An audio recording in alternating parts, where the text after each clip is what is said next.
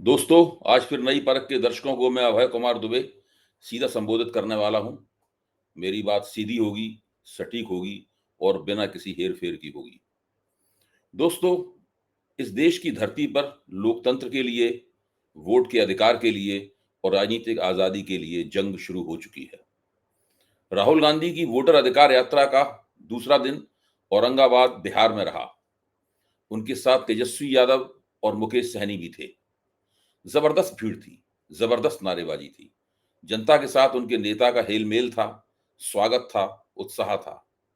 भारत जोड़ो यात्रा के बाद यह दूसरा मौका है जब राहुल गांधी दिखा रहे हैं कि उनका नेतृत्व देश के पैमाने पर आम लोगों के बीच उभर आया है, जम गया है। उनके साथ चल रहे तेजस्वी को बिहार की जनता अगले मुख्यमंत्री के तौर पर देख रही है और राहुल को अगले प्रधानमंत्री के तौर पर। लाल किले के कार्यक्रम में न जाकर राहुल ने वैसे भी नरेंद्र मोदी के प्रधानमंत्रित्व पर अपना कीला ठोक ही दिया है। यात्रा का मकसद है मतदाताओं को उनके अधिकारों के प्रति जागरूक करना, उनकी समस्याओं को समझना और एक लंबी लड़ाई के लिए उन्हें तैयार करना। दोस्तों, राजनीतिक आजादी के खिलाफ ये लड़ाई पिछले सवा सौ साल में तीसरी बार हो रही है।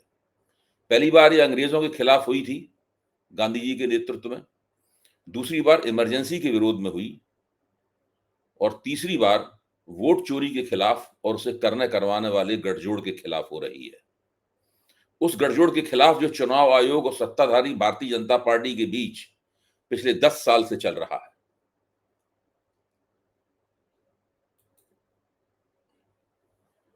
पहले राजीव कुमार जी मुख्य चुनाव आयुक्त थे और अब ज्ञानेश कुमार हैं। ये दोनों देश की जनता और लोकतंत्र की सेवा करने की बजाय भाजपा की सेवा करने के गुनहगार हैं। दोस्तों, इनकी चोरी पकड़ी जा चुकी है और पकड़ने वाले हैं विपक्ष के नेता राहुल गांधी। लड़ाई संसद से सड़क तक है। आज जब मैं अपनी चर्चा में इस लड़ाई के दो पक्षों को आपके सामने रखूंगा, तो स्पष्ट हो जाएगा कि दरअसल इस लड़ाई का प्रभाव कितना विस्तृत है और कितना गहन है। एक पक्ष है कि संसद में यह संघर्ष करने की विपक्ष की योजना क्या है। दूसरा पक्ष है कि आम जनता के बीच इसका असर क्या है। क्या पार्टियों, नेताओं और कार्यकर्ताओं के परे जाते हुए यह लड़ाई लोगों के बीच और साधारण वोटरों के बीच पहुंच रही है या नहीं? यह जानना बहुत जरूरी है। आखिरकार वोट तो साधारण लोगों को देना होता है। भाजपा को तो देश की साधारण जनता ही पराजित करेगी। दोस्तों, मैंने अपनी कल की वार्ता में बताया था कि किस प्रकार लोकतंत्र चुनाव पर अनुसंधान करने वाले देश के सबसे बड़े संस्थान सीएसडीएस के लोकनीति नामक कार्यक्रम के आंकड़ों के अनुसार महाराष्ट्र में लोकसभा से विधानसभा के बीच केवल 4 महीनों के दौरान कई निर्वाचन क्षेत्रों में 43 से 45% के बीच आश्चर्यजनक रूप से वोटों की जबरदस्त बढ़ोतरी की गई। आज मैं कुछ और बताऊंगा। आज मैं बताऊंगा कि जब सासाराम से वोट अधिकार यात्रा आगे बढ़ते हुए दूसरे दिन में प्रवेश कर चुकी है, तो सारे देश और मीडिया में इसी संस्थान के एक सर्वेक्षण ने किस प्रकार हंगामा कर दिया है। 17 अगस्त के अंग्रेजी के अखबार द हिंदू के 2 पूरे पन्नों पर विस्तार से तमाम तालिकाओं समेत छपे इस सर्वे में आंकड़ों के जरिए दिखाया गया है कि चुनाव आयोग के बारे में आम वोटर क्या सोचते हैं। नई परख के दर्शकों को यह देखकर हैरत भी होगी और अफसोस भी होगा कि सर्वेक्षण का नतीजा भारत के लोकतंत्र के लिए एक बुरी खबर लेकर आया है।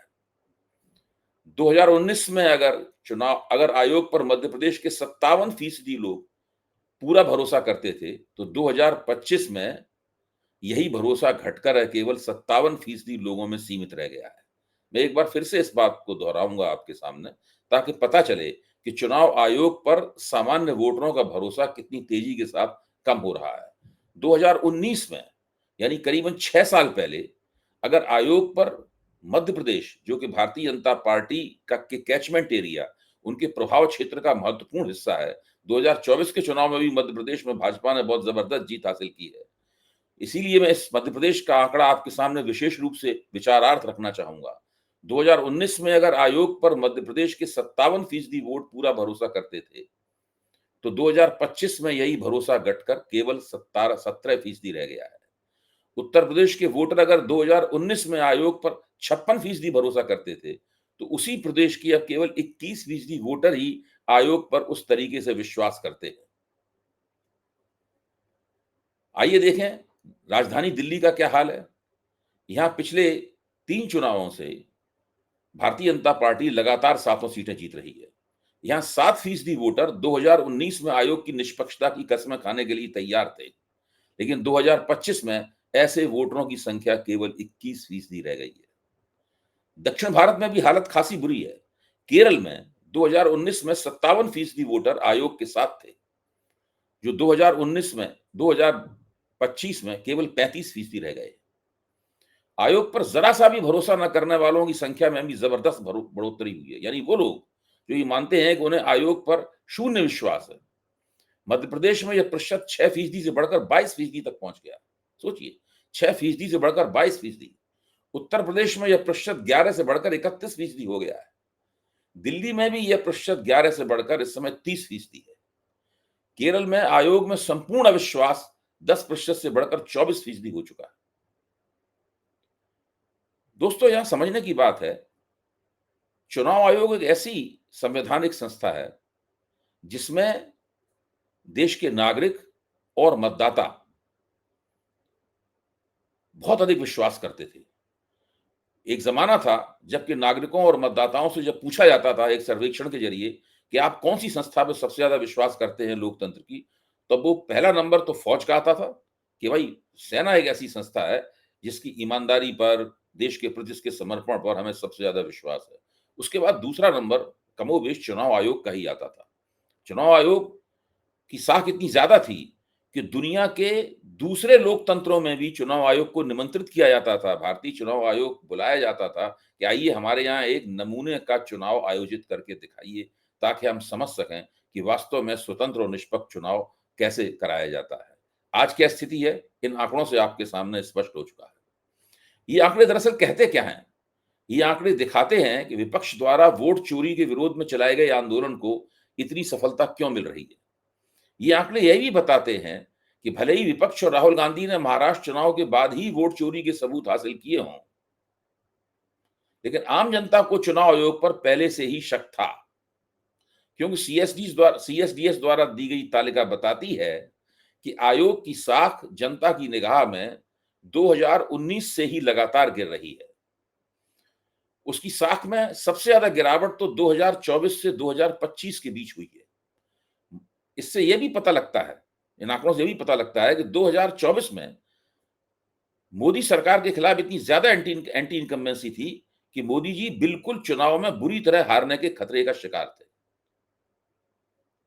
नई परख में यह आपको बताया जा चुका है कि किस तरह प्रबंधन करके इस पार्टी ने 78 सीटें ऐसी जीती जो विपक्ष को जीतनी चाहिए थी, लेकिन उन्होंने वो तिकड़म दिखाई, वो प्रबंधन किया कि वो 78 सीटें किसी न किसी प्रकार भाजपा के खाते में चली गईं और कम से कम मोदी जी को बहुमत खोने के बावजूद गठजोड़ सरकार बनाने का मौका मिल गया।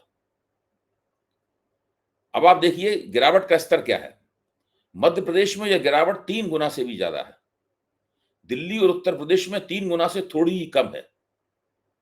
लोकनीति के यह सर्वेक्षण इसलिए भी विश्वसनीय है कि इसका सैंपल बहुत कुशलता से बनाया गया है। इसमें मतदाता समाज के हर हिस्से को माकूल नुमाइंदगी दी गई है। इसके सैंपल में 44% महिला वोटर हैं, 48% शहरी वोटर हैं, 18% दलित हैं और 7% आदिवासी हैं, 12% मुसलमान और 5% ईसाई हैं। यह सर्वेक्षण 5 राज्यों और एक केंद्र शासित प्रदेश में किया गया है। इसकी खास बात यह भी है कि यह आजकल फोन पर किए जाने वाले सर्वेक्षणों जैसा नहीं है, बल्कि लोकनीति के कार्यकर्ताओं ने वोटरों से आमने सामने की बातचीत के जरिए उनकी राय प्राप्त की है।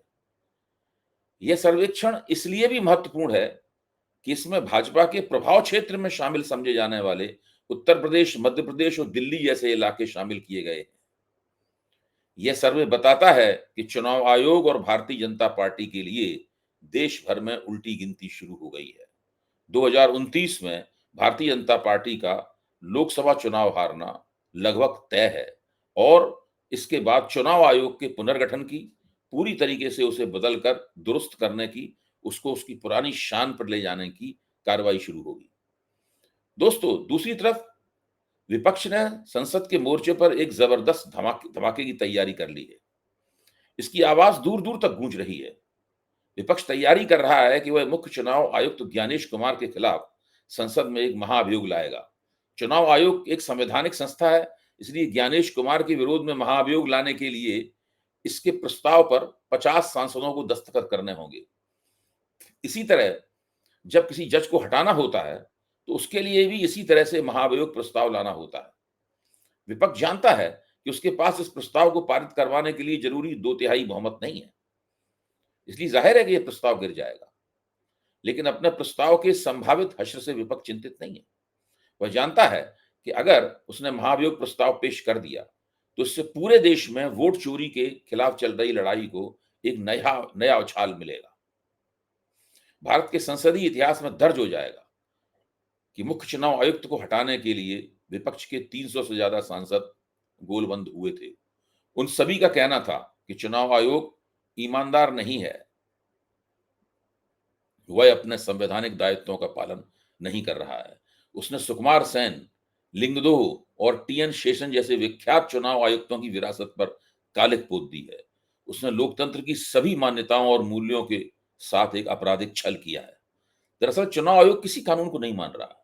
1960 के लोक प्रतिनिधित्व कानून के किसी भी हिस्से को उठाकर देख लीजिए। बिहार में हो रही एसआईआर की कवायद पूरी की पूरी संहिता का उल्लंघन करती है। दरअसल इस तरह की एसआईआर कभी हुई ही नहीं। इससे पहले 2003 में जब यह कवायद हुई थी, तो उसमें वोटरों से न तो कोई फॉर्म भरवाए गए थे और न ही कोई प्रमाण पत्र मांगा गया था। यह पहली बार है कि लोगों से प्रमाण पत्र मांगे जा रहे हैं। कानून के मुताबिक हर वोटर से केवल यह उम्मीद की जाती है, वह अपना नाम, पता और बल्दियत यानी कि अपने बारे में जो साधारण तथ्य हैं, उन्हें लिखकर दे देगा और साथ में इन जानकारियों के सच्चे होने की गारंटी भी देगा, अंडरटेकिंग भी मुहैया कराएगा। उसी फॉर्म के नीचे एक होती है लाइन जिसमें वो दस्तखत कर देता है, वही होती है गारंटी और अंडरटेकिंग। इसके बाद उसकी जिम्मेदारी खत्म और चुनाव आयोग की जिम्मेदारी शुरू कि वो उसका नाम वोटर लिस्ट में डाले, उसको एक मतदाता प्रमाण पत्र जारी करे जिसमें एपिक नंबर होगा और इसके जरिए वो अपने मतदान केंद्र पर जाएगा, बूथ पे जाकर उसको दिखाकर वोट डालेगा।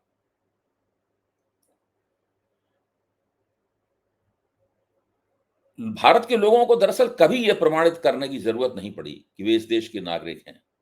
यहाँ चुनाव आयोग एक और हथकंडा अपनाता हुआ दिख रहा है। वह कह रहा है कि अगर किसी का वोट कट गया है, तो वो चाहे तो फॉर्म 6 के जरिए दोबारा वोटर बनने के लिए अर्जी दे सकता है। दोस्तों, यह भी कानून का बहुत बड़ा उल्लंघन है। फॉर्म 6 उस वोटर के लिए नहीं है जो एक बार वोटर रह चुका है। फॉर्म 6 तो दरअसल उन वोटरों के लिए है जो पहली बार के वोटर हैं, यानी जिन्होंने अभी-अभी 18 वर्ष की उम्र पार की है। इसलिए जिस वोटर का नाम चुनाव आयोग ने गलती से या जानबूझ के काट दिया है, अगर वो दोबारा वोटर बनना चाहता है, तो उसके लिए फॉर्म 4 होता है, लेकिन चुनाव आयोग को इन सब बातों की कोई परवाह नहीं और वोट काटने के लिए फॉर्म 7 का इस्तेमाल किया जाता है, लोक प्रतिनिधित्व कानून के मुताबिक। और फॉर्म 7 में के जरिए वोट काटने की प्रक्रिया खासी लंबी होती है। उसमें मतदाता से पूछा जाता है, जाँच की जाती है, बाकायदा कारण बताया जाता है, तब कहीं जाके उसका नाम वोटर लिस्ट से निकाला जाता है। दोस्तों, वोटर अधिकार यात्रा जिन 25 जिलों से गुजरने वाली है, उनमें विधानसभा की 183 सीटें हैं। पिछले विधानसभा चुनाव में से इनमें से 103 एनडीए ने जीती थी और 76 सीटें कांग्रेस और तेजस्वी यादव के नेतृत्व वाले महागठबंधन ने जीती थी। यह यात्रा सीमांचल के कुछ इलाकों में भी जाएगी, जैसे पूर्णिया, अररिया और कटिहार। ये मुख्य तौर पर ऐसे इलाके हैं जहां मुसलमानों के वोट ज्यादा हैं। सासाराम से होते हुए सीमांचल से गुजरकर राहुल गांधी यहां पर मुसलमान और दलित वोटों को एक साथ जोड़ते हुए दिखाई पड़ रहे हैं। कहना न होगा कि यह लड़ाई अभी शुरू ही हुई है, इसे अभी कई मंजिलों से गुजरना है। अगर विपक्ष ने इसे 6 महीने से साल भर तक चला लिया, तो इस देश का पत्ता पत्ता, बूटा बूटा भाजपा सरकार के खिलाफ हो जाएगा। जाहिर है कि यह संघर्ष केवल बिहार चुनाव तक ही सीमित नहीं रहने वाला। ये सारे देश में इसकी आवाज गूंजेगी, वोट चोर गद्दी छोड़, वोट चोर गद्दी छोड़। धन्यवाद। दोस्तों, जाने से पहले हमेशा की तरह मैं आपसे एक बार फिर निवेदन करूंगा, अपील करूंगा कि आप नई परख को सब्सक्राइब करें, और अपने दोस्तों, मित्रों, सहयोगियों, अपने रिश्तेदारों से भी कहें कि इस चैनल से जुड़ने पर सही-सही राजनीतिक समीक्षा देखने सुनने को मिलती है। इससे हमारी हौसला अफ़ज़ाई होगी और हम और भी ज़्यादा जोश-ओ-खरोश के साथ में और भी ज़्यादा दिल लगाकर आपकी और लोकतंत्र की सेवा करेंगे। बहुत-बहुत धन्यवाद।